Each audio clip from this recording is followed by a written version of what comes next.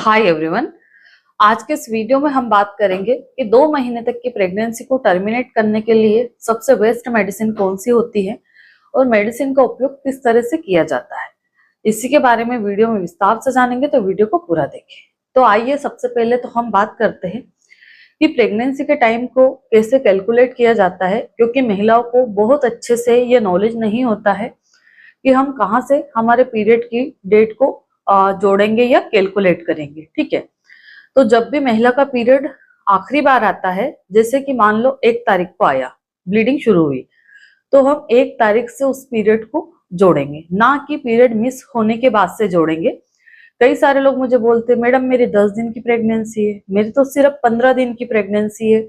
तो आपकी जानकारी के लिए मैं बता दूं कि वो 10 दिन या 15 दिन की प्रेगनेंसी नहीं है, वो 40 दिन और 45 दिन की प्रेगनेंसी है। ठीक है, क्योंकि आप लोग कैलकुलेट कर रहे हैं पीरियड मिस होने के बाद से, हम लोग जोड़ते हैं जब आखिरी बार आपका पीरियड आता है। ठीक है, तो आपका ये डाउट तो क्लियर हुआ है कि हम प्रेगनेंसी के दिनों को कैसे जोड़ते हैं। ठीक है, जब आपका आखिरी बार पीरियड आया, अगर उससे लेके अभी तक आपकी जो प्रेगनेंसी आपके हिसाब से 60 दिन की आ रही है, तो आप मेडिसिन ले सकते हो। महिलाओं के मन में सबसे ज्यादा सवाल यही रहता है कि हम कितने दिन तक मेडिसिन का उपयोग कर सकते हैं, हमारा केस क्लियर होगा कि नहीं होगा। तो जनरली हम 9 वीक यानी कि 64 डेज तक की प्रेगनेंसी को टर्मिनेट करने के लिए मेडिसिन का उपयोग कर सकते हैं।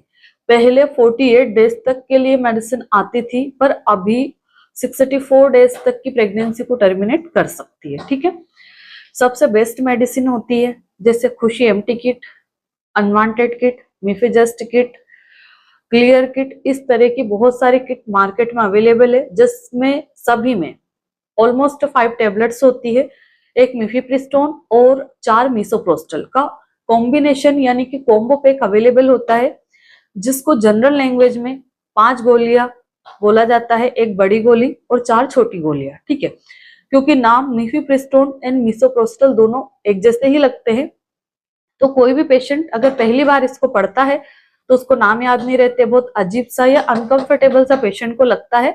तो सिंपल सा मैंने पेशेंट को बता रखा है कि एक बड़ी टेबलेट और 4 छोटी टेबलेट। ठीक है, अब हम बात करें कि ये जो टेबलेट्स आती है, इनका उपयोग हम किस तरह से करते हैं। तो मैं आपको 2 तरीका बताऊंगी इस वीडियो में, 2 तरीके से हम यूज कर सकते हैं। 100% आपका केस क्लियर हो जाएगा, बट इस वीडियो के माध्यम से मैं आपको बता दूं कि ये वीडियो सिर्फ आपकी जानकारी के लिए बनाया गया है। ठीक है, तो कभी भी इस वीडियो को देख के अपने ऊपर एक्सपेरिमेंट ना करें। जब भी आपको ऐसा प्रॉब्लम होता है तो एक बार डॉक्टरी सलाह जरूर ले। अगर आप अपने नजदीकी डॉक्टर से कंसल्ट नहीं कर पाते तो मेरी भी ऑनलाइन कंसल्टेशन अवेलेबल है, घर बैठे आप मुझसे बात कर सकते हैं, बहुत अच्छे से हम पेशेंट को समझाते हैं। ठीक है, तो सबसे पहला जो तरीका रहता है उपयोग करने का, इसमें 5 टेबलेट आती है। मान लो जैसे कोई महिला पहली बार प्रेग्नेंट हुई है, या डिलीवरी के 1-1.5 साल बाद प्रेग्नेंट हुई है, या महिला बहुत ज्यादा कमजोर है, या हमें महिला की उम्र, वजन और हीमोग्लोबिन लेवल, ब्लड ग्रुप, ये सब देखने के बाद में ऐसा लगता है कि महिला बहुत हाई पावर के डोज नहीं झेल पाएगी, तो ऐसे में महिला को 24-24 घंटे के अंतराल से दवाइयां दी जाती है। जैसे कि जो बड़ी टैबलेट है, जैसे आज सुबह 11 बजे हमने बड़ी टैबलेट दे दी नाश्ता करवा के 2 घंटे बाद पानी के साथ में। ठीक है, फिर कल सुबह 11 बजे हमें 2 छोटी टैबलेट मुंह में रख के चूसना है, वो भी नाश्ते के 2 घंटे बाद लेना है। फिर परसों के दिन सुबह 11 बजे 2 टैबलेट मुंह में रख के चूसना है, और वो भी नाश्ते के 2 घंटे बाद, यानी कि पहली टैबलेट आज, 2 टैबलेट कल, 2 टैबलेट परसों के दिन। कोई भी टेबलेट खाली पेट नहीं लेना है, नाश्ते के 2 घंटे बाद हमें लेना है।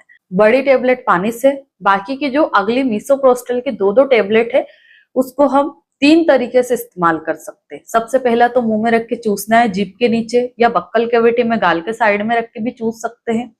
अगर आप ऐसा नहीं कर पाते तो टेबलेट 2-3 घुट पानी के साथ आप निगल लीजिए, यानी कि खा लेना है हमें। ठीक है, अगर कोई पेशेंट इस तरह से भी रखने को कंफर्टेबल नहीं है तो फिर उसको वेजाइनल एरिया में इंसर्ट करवाई जाती है।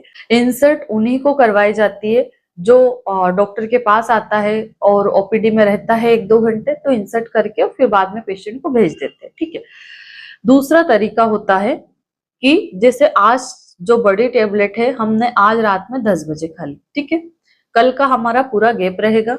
परसों के दिन 2 टेबलेट हमें सुबह और 2 टेबलेट शाम को लेना है। तो बड़ी टेबलेट पानी से खाना है, अगली जो 2-2 टेबलेट है या तो मुंह में रख के चूसना है या पानी से खाना है। जब भी खाएंगे तो नाश्ता या लंच के 2 घंटे बाद ही हमें मेडिसिन लेना है, ठीक है। तो यहाँ पे पेशेंट का सवाल ये आता है कि मैडम सबसे बेस्ट तरीका कौन सा होता है दोनों में? तो दोनों ही तरीके बेस्ट है, बट ये डिपेंड करता है आपकी पेशेंट की कंडीशन पे, आपके प्रेगनेंसी के टाइम पर, ठीक है। अब हम बात करें कि अगर ये दवाइयां खाने के बाद में किसी भी महिला को किसी भी तरह का साइड इफेक्ट हो रहा है तो उसकी दवाइयां वो ले सकती है या नहीं? तो बिल्कुल ले सकती है, कोई भी टेंशन वाली बात नहीं है, बट डॉक्टर की सलाह से लेना है। क्योंकि देखिए पेट दर्द की भी कई हजार मेडिसिन आती है, उल्टी की भी आती है, अदर जो प्रॉब्लम हो रही है उसकी भी आती है। तो यहाँ पे कुछ सेफ मेडिसिन होती है जिनको हम दे सकते हैं। जैसे उल्टी कंट्रोल करने के लिए हम ओंडेस्ट्रोन यानी कि ओंडे 4 mg की टेबलेट देते हैं, ये नाश्ते से पहले देनी पड़ती है। पेट दर्द की जो टेबलेट है ड्रोटावेरिन मेफेनिक एसिड की टेबलेट आती है, ड्रोटीनेम, ड्रोटिकाइंड या फिर आइब्रूफेन। इन तीनों टेबलेट में से कोई भी एक टेबलेट हम पेशेंट को दे सकते हैं। और पेट दर्द की दवाई हम कब देते हैं? जब अनकंट्रोल पेन हो रहा है, पेशेंट बर्दाश्त नहीं कर पा रही है तो देते हैं।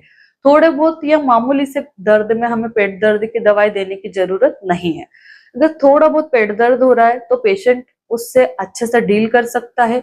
वहां पे हम पेशेंट को हॉट वाटर बेग से सिकाई कर सकते हैं, अदरक वाली चाय दे सकते हैं, पेशेंट को मुंह में अदरक रखने के लिए दे दो, चूस लेगी तो उससे भी हमारा पेन कंट्रोल होता है।